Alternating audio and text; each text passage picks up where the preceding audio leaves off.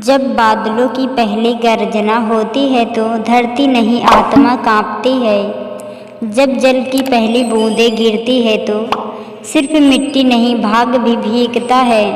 आषाढ़ मास में कोई तपस्या करता है तो कोई अपने कर्मों की भरपाई, लेकिन इस अध्याय में जो घटा वह किसी ग्रंथ में नहीं लिखा। वह केवल एक अघोरी साधक की आत्मा में जलता रहा। आइए सुनते हैं आषाढ़ मास महात्म्य कथा का तीसरा अध्याय। एक अनसुनी और अद्भुत यात्रा। वीडियो में आगे बढ़ने से पहले चैनल को सब्सक्राइब करें और वीडियो को लाइक करें। काशी नगरी के पवित्र शमशान में एक अघोरी तपस्वी निवास करता था जिसका नाम था ब्रह्मानंद। लोग उसे डरते थे। बच्चे उसका नाम सुनकर रोने लगते थे। वह हमेशा भस्म से लिपटा हुआ त्रिशूल और कमंडल के साथ शमशान की भस्मीली भूमि पर ध्यान में बैठा रहता। दिन रात वह केवल एक मंत्र जपता, ओम क्री काल भैरवाय नमः। ब्रह्मानंद को संसार से कोई लगाव नहीं था, न वस्त्र की न चिंता, न भूख की परवाह, न मरण का भय।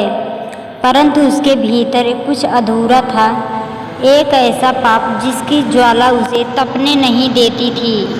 एक ऐसा पाप जिसकी ज्वाला उसे तपने नहीं देती थी। वर्षों पूर्व ब्रह्मानंद एक राजपुरोहित था।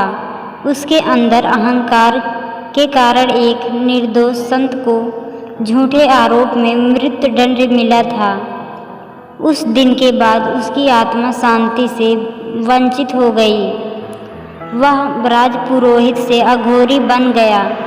अपने पाप की क्षमा पाने के लिए जब एक बार फिर आषाढ़ मास आया और गंगा की धारा तेज होने लगी तो ब्रह्मानंद ने प्रतिज्ञा की, इस आषाढ़ मास में मैं अपने पाप का प्रायश्चित करूँगा।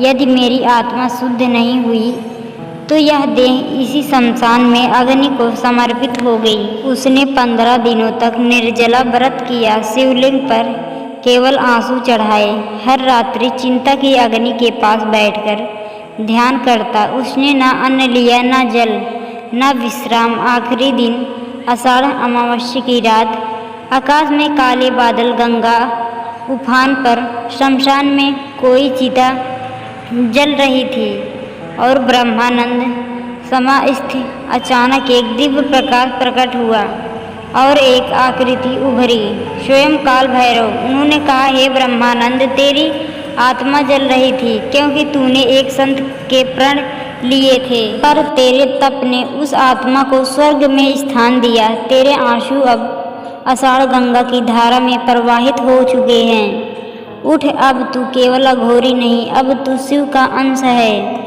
ब्रह्मानंद ने आंखें खोली।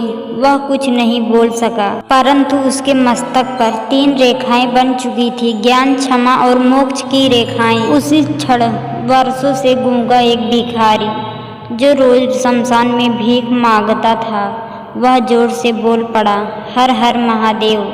लोगों ने कहा, यह कैसे हुआ? परंतु भिखारी की आंखों से आंसू बहते रहे।